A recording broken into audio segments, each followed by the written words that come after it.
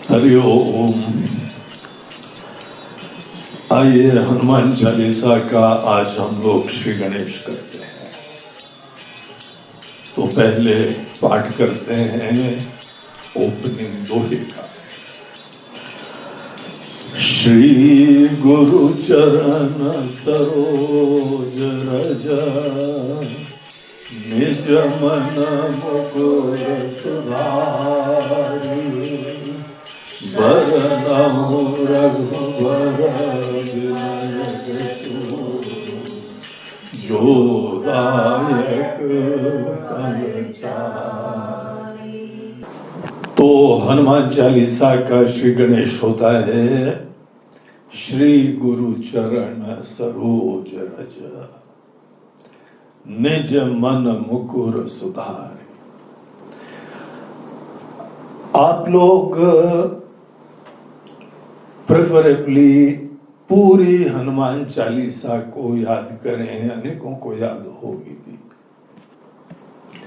अगर नहीं होती है तो ये प्रारंभ के जो दोहे हैं इनको अवश्य याद करना चाहिए। बहुत सुंदर दुआ है, अद्भुत सी प्रार्थना है। यह हम लोग के सभी जो है ग्रंथ एक प्रार्थना से चालू होते हैं। हनुमान चालीसा का भी श्री गणेश एक बहुत ही अद्भुत सी प्रार्थना से हो रहा है। गोस्वामी जी बोलते हैं कि अपने गुरुदेव के श्री चरणों को श्री गुरु चरण सरोज रज, गुरु जो गुरुदेव के चरण हैं वो कमल समान है। श्री गुरु चरण सरोज, सरोज वो कमल के फूल के समान है। क्यों जो है हम लोग के वहां पे यहाँ कमल की उपमा दी जाती है?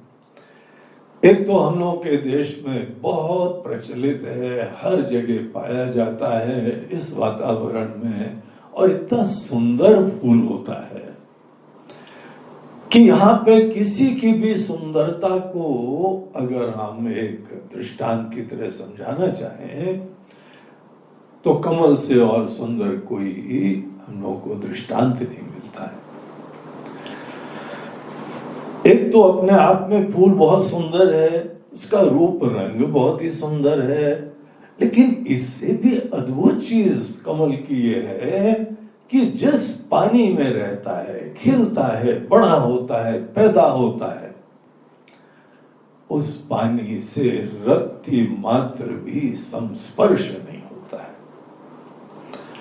कमल के फूल को देख के कभी जो है तालाब के पास बैठिए और देखिए क्या अद्भुत सी चीज है। जहां पर कोई रहे वहां पर अलिप्त रहे, असंग रहे। इसी से हम जो है वह अपना पूरा जीवन प्राप्त कर रहे हैं, इसी में टिके हुए हैं, अस्तित्व है, विकास है यहीं पे, लेकिन स्पर्श नहीं हो रहा है। स्पर्श अर्थात देखो उस रंग से, उसके पानी की गीलेपने से रत्ती मात्र भी प्रभावित नहीं होता है। बल्कि अगर हम लोग कोई पानी की बूंद उसके फूल पे या उसके पत्ते पे डालें और अच्छी तरह दिखाई पड़ता है, मोती की तरह से पानी की बूंद वहां टिकी रहती है। ये दुनिया भी एक तालाब की तरीके से है और इसी के अंदर हमको भी जीना है। यहीं पे हमारे भगवान भी जीते हैं आके, यहीं पे हमारे गुरुदेव रहते हैं। इसी दुनिया में शरीर धारण करके आए और वही हमको सब अनुग्रहित कर रहे हैं। तो वो यहां पे रहते हुए भी अपना मन ईश्वर में लगाए रहते हैं। हम लोग दुनिया में आते हैं, दुनिया में रहते हैं, दुनियादारी है, रिश्ते नाते हैं, घर बार है, धन दौलत है, नाम शोहरत है, ये सब चीजों में रहो, लेकिन यहां रहते रहते इनसे लिप्त मत हो। लिप्त होने का मतलब क्या है? लिप्त होने का मतलब है कि दुनिया में ऐसे उलझ जाओ कि भगवान के भजन का, चिंतन का, ध्यान का टाइम ही नहीं मिले। और अर्जुन की तरह बोलो भगवान ये तो मन हमारा बड़ा चंचल है, लगता ही नहीं है। क्यों नहीं लगता है? रोज सोचो, क्योंकि तुम्हारा मन कहीं पे और लगा हुआ है। जिसका मन अनेक अनेक चीजों में लगा हुआ है, उसका मन भगवान के भजन में लग ही नहीं पाता है, ध्यान में लग ही नहीं पाता है। एक नाम लेके आते हो गुरुदेव से, वो नाम का जप भी ठीक से नहीं हो पाता है। अनेकों लोग यहाँ पे मंत्र आके लेते हैं, उसके उपरांत एक ही प्रश्न सर्व सामान्य है, अरे जी, मैं बोला आओ अर्जुन, हम समझ गए तुम्हारा प्रश्न। चंचलम ही मना कृष्ण, महाराज जी मंत्र तो दे दिया, कुछ ऐसी कृपा भी दे दो ना कि मन लगा रहे। क्या अद्भुत सी बात है, जब जब करते हैं उसी समय हमको सब याद आता है, और जब जब छोड़ देते हैं तो भूल जाते हैं सब। हमारे मन के अंदर बाकी चीजों के प्रति तो महत्व है। भगवान के पास जाते हैं तो भी संसार की चीजें मांगते हैं। हम भगवान के पास जाके कभी हमने मांगा है कि भगवान हमको आप अपनी भक्ति दे दीजिए, अपना दर्शन दीजिए, अपना ज्ञान भी मिल जाए हमको। आप हमारे हृदय में बैठे हैं, आप कण कण में बैठे हैं, यही हमारे संत लोग बोलते हैं, सिया राम है सब जग जानी। भगवान हम ना जानी, हमको नहीं दिख रहा है प्रभु, हमको केवल अपने ही जीवन का 9-2-11 दिख रहा है, उसके अलावा हमको दिखते ही नहीं। अनेकों रिश्ते नाते दिख रहे हैं, अनेकों संसार के उतार चढ़ाव देख रहे हैं, यही हमको दिखता है। इसी को बोलते हैं सक्त हो गए, आसक्त हो गए। जिस दिन हम इसी दुनिया में रह के, अब एक दूसरे लोग होते हैं, बोलते हैं महाराज जी भजन करना हम जा रहे हैं, आश्रम में कमरा है क्या, हम आ जाए वहां पे? बोला जरूर आ जाओ। आश्रम में ज्ञान और भक्ति प्राप्त करने वालों के लिए, साधना करने वालों के लिए ही होता है। ये शिक्षा का स्थान है, अवश्य तुमको शिक्षा मिले, और ये तुम्हारी वृत्ति हो रही, बड़ी खुशी की बात है। लेकिन तुम ये सोचो कि तुम्हारे अन्य स्थानों में भजन नहीं कर पाओगे, तो ये तुम्हारी नासमझी है। हमारा आदर्श तो कमल का फूल होना चाहिए। जिस पानी में रहते हो वहां रहते रहते ही तुम्हारे मन में भजन हो। हमारे गुरुदेव इसी दुनिया में रहते हैं, उनके चरण तो यही जमीन पे रहते हैं, इसी दुनिया के अंदर। लेकिन अद्भुत बात है, तो भी परमात्मा में रमते रहते हैं। इतना गहराई से हमको बताते हैं और इतने प्रेम से खुद रमते रहते हैं, ध्यान करते हैं, भजन करते हैं। तो ये हमको बहुत ही अद्भुत लगता है, रोमांचकारी लगता है। जिस समय गुरु के चरण कमल की तरीके से हमको दिखाई पड़ने लगे, और क्यों कमल की तरीके से असंग, अलिप्त और सुंदर हैं? क्योंकि वो श्री से युक्त है। श्री गुरु चरण सरोज, श्री बोलते हैं जो विद्या से, ज्ञान से, प्रकाश से, अंदर समझ है, कुछ अपने बारे में समझ है, राम जी के बारे में समझ है, और दुनिया के बारे में समझ है। वो जो समझ है वो ही समझ हम लोगों को शास्त्र बताते भी हैं। एक भगवान शंकराचार्य जी ने अपने गुरु जी के ऊपर वंदना लिखी, बड़ी प्रसिद्ध वंदना है, उसका नाम दक्षिणामूर्ति स्तोत्र है। और उसका प्रारंभ करते हैं, विश्वम दर्पण दृश्यमान नगरी तुल्यम। देखो दुनिया को कैसे, किस नजर से देख रहे हैं। बोलते हैं कि ये दुनिया विश्वम दर्पण दृश्यमान नगरी तुल्यम, जैसे दर्पण में हम कोई प्रतिबिंब देखते हैं, दिखाई पड़ता है, सबके घर में दर्पण विराजमान है, कई के तो जेब में भी होगा, यद्यपि बाल गिर गए हैं तो भी होगा। और आजकल तुमको जो है शीशा रखने की जरूरत नहीं है, क्योंकि मोबाइल में मिरर ऐप है, बड़ी मजेदार चीज है। उस मिरर ऐप को भी आप ऑन कर लो, इतना बढ़िया शीशे की तरह से अपनी शक्ल दिखाई पड़ती है। और मिरर ऐप नहीं हो तो front camera, selfie camera on कर लो, उसमें भी अपनी शक्ल दिखाई पड़ जाती है। लेकिन शीशे के अंदर जो हमको वहां पे प्रतिबिंब दिखाई पड़ता है, प्रतिबिंब कैसा भी लहरीला हो, अगर शीशा थोड़ा लहरीला हो तो वो भी लहरीला दिखाई पड़ता है। कॉनकेव, कॉन्वेक्स, गोलाकार या अंदर गड्ढाकार, ऐसा कैसा भी शीशा हो तो उसमें रबर बैंड की तरह या गुब्बारे की तरह हमारा प्रतिबिंब दिखाई पड़ता है। लेकिन हम लोग मजा लेते हैं, कोई चिंता नहीं, क्योंकि वो तो प्रतिबिंब है। बिंब तो हम हैं और ये तो प्रतिबिंब है। शंकराचार्य जी बोलते हैं ये हम लोगों के गुरु की, भगवान की दृष्टि रहती है। इस दृष्टि के वजह से ही यहां हम लोग असंग रहते हैं। तुमको सीक्रेट बता रहे हैं, श्री की स्वरूप बता रहे हैं। श्री मतलब कि ऐसी विद्या है कि जिसको भी हम देख रहे हैं उसको विश्वम दर्पण दृश्यमान नगरी तुल्यम, उसी से तुल्य, कंपेरेबल है। देख रहा है, होता अस्तित्व है, लेकिन टिकाऊ नहीं होता है, क्षणिक होता है, पराधीन होता है।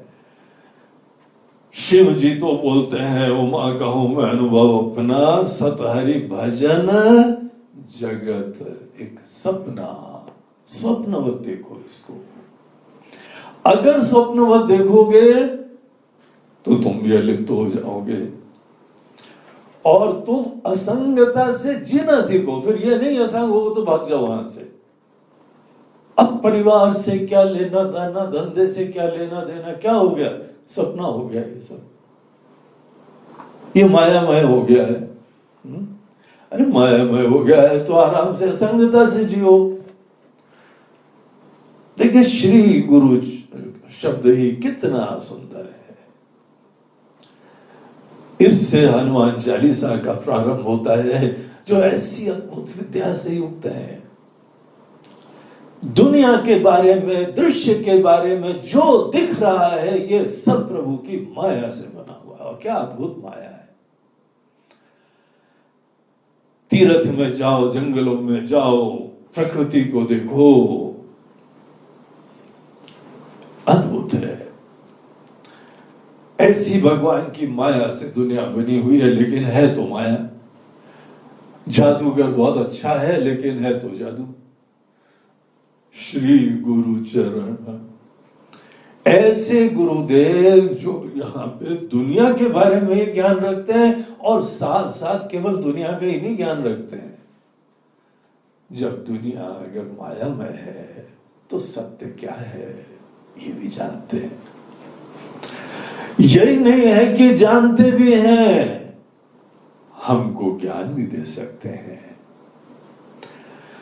उन्हीं गुरुदेव ने जो हमको ज्ञान दिया है, आज हम धन्य होके उनका ही स्मरण करके आज बाकी आप लोगों को कुछ हम बताने जा रहे हैं। ये जो हम बताने जा रहे हैं हमारे गुरुदेव का प्रसाद है। श्री गुरु चरण सरोज रज, उनके चरण कमल का स्मरण कर रहे हैं आप। बोलते नहीं, केवल नहीं, हम तो कुछ और सूक्ष्म काम करने जा रहे हैं। हम गुरुदेव के पास गए और उन दिनों कोरोना काल नहीं था। जब ये रचना लिखी गई थी ना, तो गुरुदेव बैठे हुए थे। हमने पैर ऊपर से स्पर्श करा और फिर नीचे से स्पर्श कर लिया। उनके ही चरण नीचे से स्पर्श करा तो उसमें से चरण की धूल, चरण की धूली को रज कहते हैं। हमने वो चरण की धूली ली और उससे वो हमारे लिए इतना अद्भुत क्लीनिंग एजेंट बन गया। बर्तन साफ करें घर में, कभी कोरोना काल में कर लेना चाहिए। हमने जो है विम लिया, थोड़ा सा जो है स्पॉन्ज में लगाया और फिर बर्तन साफ करो, देखो कैसे चकाचक साफ हो जाते हैं। हमने देखा हमारे पास भी कोई थोड़ी सी मलिन चीज है। क्या मलिन है? बुरा जो देखन में चला, बुरा न मिलिया कोई,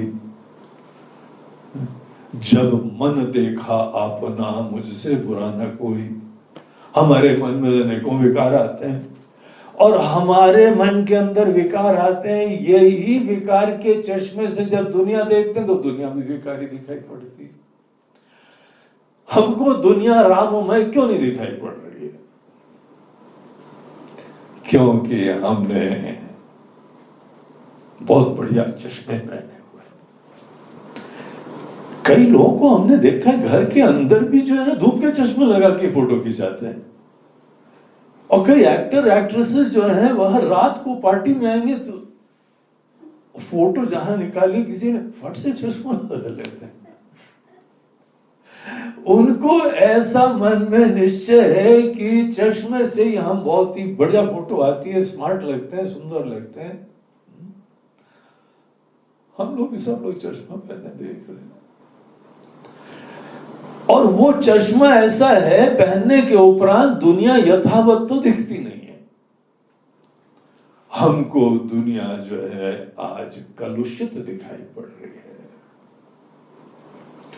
इसी दुनिया को हमारे संत लोग देखते हैं, हमारे गुरुदेव देखते हैं, हमारे हनुमान जी देखते हैं। उनको यहां पे सब दिव्य दिखाई पड़ता है। उनको जो है वह बहुत ही राममय दिखाई पड़ता है। ईशावास्यमिदं सर्वम।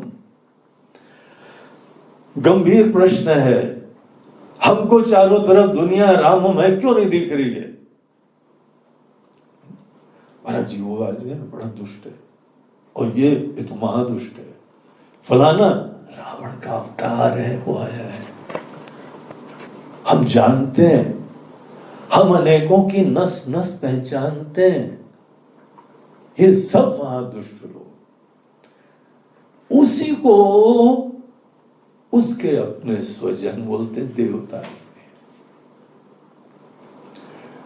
संत लोग बोलते हैं कि कोई चोर भी था। वाल्मीकि जी का प्रसिद्ध दृष्टांत, डाकू थे लेकिन नारद जी उनके अंदर एक बहुत सुंदरता भी देखते हैं और उभार दी उन्होंने। तो ज्ञानवान जो है वह सबके अंदर पोटेंशियल डिविनिटी निहित है, सुंदरता निहित है, अभिव्यक्त नहीं है, अव्यक्त रूप से निहित है। वो लोग जो है इसी दुनिया को देख लेते हैं, हम नहीं देख पाते हैं क्योंकि हम लोग सब लोग चश्मा पहने हुए। कौन सा चश्मा है? हमारे मन रूपी विकार का। और हम लोगों के मन रूपी विकार का जो प्रॉब्लम है उसका क्लीनिंग एजेंट कौन सा होगा? कौन सा विम यूज करें? तो वो सीक्रेट हनुमान चालीसा के पहले दोहे में गोस्वामी जी बता रहे हैं। फिर अगली बार जाना अपने गुरुदेव के पास, चरण जरूर छूना। वैसे तो चरण जो है वह ऊपर से अंगूठे को स्पर्श करा जाता है धीमे से, और उसके बाद धीमे से हाथ नहीं चले जाना। उनकी चरण की रज थोड़ी सी निकाल लेना। और वो चरण की रज से मन मुकुर सुधारे, अपने मन रूपी शीशे को साफ करना। मन को साफ करने का ये सबसे अद्भुत जो है एक माध्यम होता है। गोस्वामी जी अपना अनुभव बता रहे हैं, बोलते हैं अगर आज हम राम जी का और हनुमान जी का गुणगान गा रहे हैं, हमको चारों तरफ राम जी दिखाई पड़ने लगे, क्योंकि हमने अपने इसी चरण रज का प्रयोग करा, चरण धूली का प्रयोग करा। राम जी की चरण धूली के बारे में बड़ी बड़ी अब ये कहानियां, केवट का प्रसंग सुना ना आप लोगों ने। राम जी ने बोला भैया हमको गंगा जी के उस पार लगा दो। वो बड़ा भक्त भी था, बड़ा जो है हंसमुख भी था, विटी था, विवेकी भी था। वो बोलता है नहीं हम तो नहीं आपको उस पार लगाएंगे। बोला भैया क्यों? तुम्हारी हम जो भी यथासंभव सेवा है कर देंगे, ज्यादा तो नहीं है हमारे पास, हम लोग वनवासी हैं, लेकिन हम कुछ ना कुछ तुमको अवश्य दे देंगे। बोलते नहीं नहीं वो बात नहीं है, हमारी यही आजीविका है, नाव ही हमारी आजीविका है, और हमने आपके बारे में बड़ी खतरनाक कहानियां सुनी हुई है। आपने वो कहीं पे गए थे, पत्थर को पैर लगाया, अहिल्या बन गई वो। अब भगवान हमारी नाव के ऊपर आपके चरण पड़ेंगे, ये भी कोई महिला बन जाएगी, स्त्री बन जाएगी, अभी एक ही को नहीं निभा पाएंगे तो हो जाएगी। बिल्कुल हम आपको नहीं चढ़ाएंगे अपनी नाव में। तो बोला फिर? बोला पहले हम आपके चरण धो लेंगे, चरण अच्छी तरह साफ करेंगे। आपके चरण की धूल बड़ी डेंजरस चीज होती है, पता नहीं कौन सा उसमें केमिकल होता है, कौन सा वायरस होता है, भयंकर जो है वो यहाँ पे परिवर्तन ले आता है।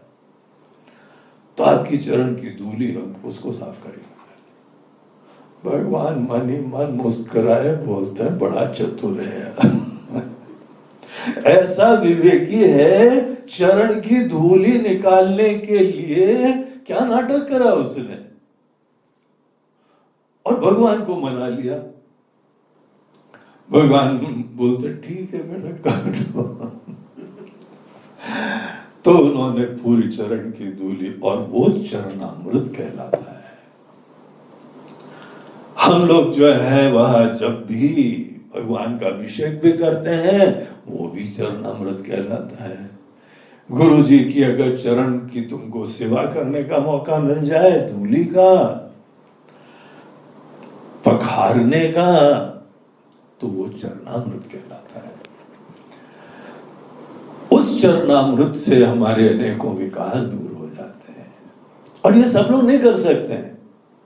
अनेकों लोग तो चरण में झुक भी नहीं सकते, और खासकर आजकल की जीन्स वीन्स पहन के उनको झुकना भी मुश्किल होता है।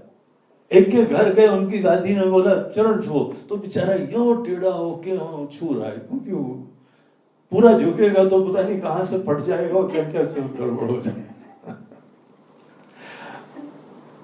और केवल जीन्स की बात नहीं है, अहंकार अभिमान की बात है। झुक नहीं पाते, सर नहीं झुकता कहीं पे। तो ये जो है चरण पखारने से हमारे अंदर निर्विमानता आती है, सेवा की वृत्ति आती है, और उनकी चरण की धूली की जब ये महिमा है, तो उनके ज्ञान की क्या महिमा होगी, सोच लो। तो ये एक शैली है कि हम तो उनके ज्ञान के बारे में वर्णन भी नहीं कर सकते, हम तो उनकी चरण की धूली की ही महिमा जानते। ऐसे गुरुदेव के श्री चरणों का हम जो है वह स्मरण करके उस चरण धूली से मन रूपी शीशे को साफ करो। ये याद रखो, ये चौपाई, ये दोहा, ये शब्द चौपाई नहीं है, दोहा। पूरे भक्ति की साधना कर्म, उपासना, सबका यही प्रयोजन है, मन मुकुर सुधार। आपके जितने दैवी मूल्य है, भजन पूजन है, भगवान की कृपा तो आज भी सब पे अपरंपार बरस रही है। बस हमारे मन रूपी शीशे को साफ करने की देरी होती है। जो व्यक्ति बाहर उंगली उठाता रहता है कि इसके अंदर गलती है, उसके अंदर गलती है, इसको सुधरना चाहिए, उसको सुधरना चाहिए, वो आदमी भटका हुआ है। मुझसे बुरा न कोई, बुरा जो देखन में चला। अगर तुम्हारी उंगली एक के ऊपर आगे बढ़ती है ना, तो 3 उंगली अपनी तरफ मुड़ती है। दोष यहां पर है। अगर तुमको अपनी समस्याओं का समाधान भी करना है तो बाहर परिवर्तन की चेष्टा मत करना, अपने अंदर करना होता है। शीघ्र समाधान हो जाएगा, तुम सक्षम होगे। अपना मन बदल नहीं सकते, दूसरे का मन कैसे बदलोगे? बीपी बहुत टेढ़ी है तो खुद सुधर जाओ, शांति हो जाएगी। संक्षेप में ये मतलब है, अपना मन सुधार तुम्हारे हाथ में है ना, दूसरे का तो तुम्हारे हाथ में भी नहीं है। पूरी दुनिया को हम सुंदर बना सकते हैं अपने मन को सुंदर बना के। हमने सोचा था ये एक दिन में दुआ हो जाएगा, लेकिन इतना यह अद्भुत चीजें हैं कि हमको काम चलाना नहीं है। और इंटरनेट पे जब हमको प्रवचन देना है तो उसमें हमको काय टाइम की कंजूसी करनी है। चौपाई में हम लोग जल्दी एक एक को कर लेंगे, लेकिन ये प्रारंभ के दोहरे में एक एक दिन में एक एक नहीं करेंगे। तो आज हम लोग ये हनुमान चालीसा के ओपनिंग स्टेटमेंट की केवल यह 2 लाइनें देखेंगे, मननीय है। पूरी हनुमान चालीसा भी हम लोग जो पढ़ेंगे उसमें भी लक्ष्य मन मुकुर सुधार। वैसे हनुमान चालीसा के बहुत सारे लाभ हमको दिखाई पड़ेंगे। अनेकों कष्ट नासे रोग हरे सब पीरा, अनेकों रोग दूर होंगे, भूत पिशाच दूर हो जाएंगे, बंधन दूर हो जाएंगे। लेकिन मूल चीज तो ओपनिंग वाक्य में बताइए, वो सब गौण चीजें हैं, सेकेंडरी बेनिफिट्स हैं। प्राइमरी बेनिफिट, मूल लक्ष्य, मूल संकल्प तो यह है कि हमारी हनुमान जी के प्रति भक्ति से उनकी जैसी भक्ति हमको प्राप्त हो जाए, हमारा मन जो है निर्मल हो जाए। यही हमारे गुरुदेव ने सिद्धांत बताया है, यही हमारा वेदांत का जीवन दर्शन है। तो इससे हनुमान चालीसा प्रारंभ हो रही।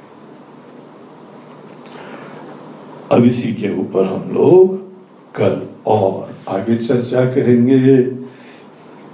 मन निर्मल करके क्या होगा, वो इसी दोहे की दूसरी लाइन में बताते हैं। तो उतना फिर हम लोग कल देखते हैं। आज यहीं तक। हरि ओम।